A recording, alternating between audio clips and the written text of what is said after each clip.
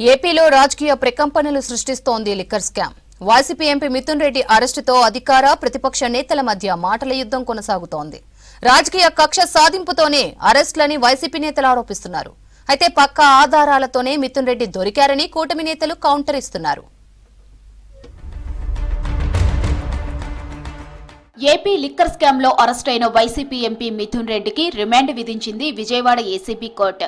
August 1 వరకు remand విధిస్తూ ఆదేశాలు జారీ చేసింది. కోర్టు ఆదేశాలతో రాజమండ్రి సెంట్రల్ జైలుకు తరలించారు. ఏపీ లిక్కర్ స్కామ్ లో ఏ4గా ఉన్న మిథున్ రెడ్డిని శనివారం 7 గంటల పాటు విచారించిన సిట్ అధికారులు అరెస్టు చేశారు. కోర్టులో హాజరుపరిచే ముందు వైద్య పరీక్షలు నిర్వహించారు. లిక్కర్ కేసులో ఇప్పటి వరకు 12 మంది అరెస్టు అయ్యారు.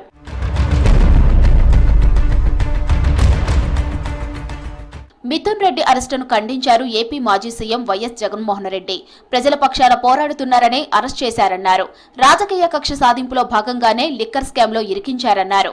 ప్రజలకు ఇచ్చిన హామీల అమలు నుంచి ప్రజల దృష్టి మరల్చేందుకే ఇలాంటి డ్రామాలు క్రియేట్ చేస్తున్నారని విమర్శించారు వైఎస్ జగన్మోహన్ రెడ్డి.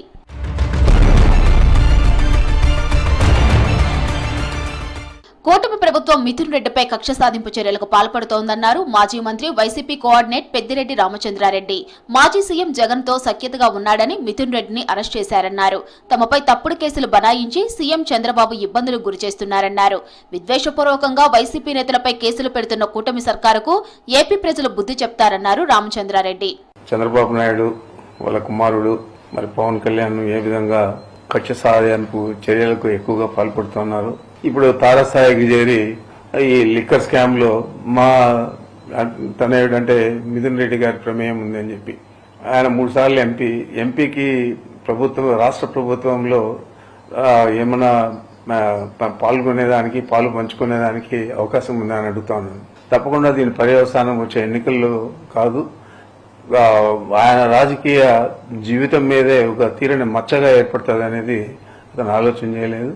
చంద్రబాబు హయాంలోనే లిక్కర్ స్కామ్ జరిగిందన్నారు వైసీపీ నేత సజ్జల రామకృష్ణారెడ్డి. టీడీపీ హయాంలో 40,000 బెల్ట్ షాపులతో మద్యం ఏరులై పారిందన్నారు. అక్రమ కేసులతో మిథున్ రెడ్డిని అరెస్ట్ చేశారన్నారు. చంద్రబాబుకు నచ్చని వాళ్ల పేర్లను లిక్కర్ కేసులో కలుపుతున్నారని ఆరోపించారు Sajjala Ramakrishna Reddy. If at all there is any scam regarding liquor that happened during Chandrababu's time and now also it is happening. That time 2014-19, between 2014-19 when they were at the helm of affairs, then it happened. Some distilleries, a few distilleries were favored, most of the distilleries were ignored, and then liquor was also, it was there everywhere in the state. 1,300 crore worth privilege fee was waived. ఏపీలో YCP హయాంలో జరిగిన liquor scam పై parliament వేదికపై గళ్లం విప్పుతామన్నారు TDP MP లావు శ్రీకృష్ణదేవరాయలు. 100 కోట్ల దానా కుంభకోణంపైనే గతంలో parliament స్తంభించిపోయిందన్నారు. ఇప్పుడు 3,000 కోట్ల మద్యం కుంభకోణంపై చర్చించాల్సిన అవసరం ఉందన్నారు. మొత్తం 6 అంశాలపై ఆల్ పార్టీ మీటింగ్ లో చర్చ జరిగిందన్నారు లావు Srikrishnadevarayalu. This is a issue of 3,000 crores or more than that have been siphoned off.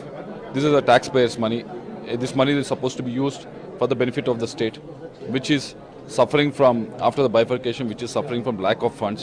So this 3,000 crores have been taken out, which belongs to the taxpayers. It has not only taken out from their pocket also, it has taken out from the country also. Some amount has been transferred to the different countries also. That's why ED is also involved in this case.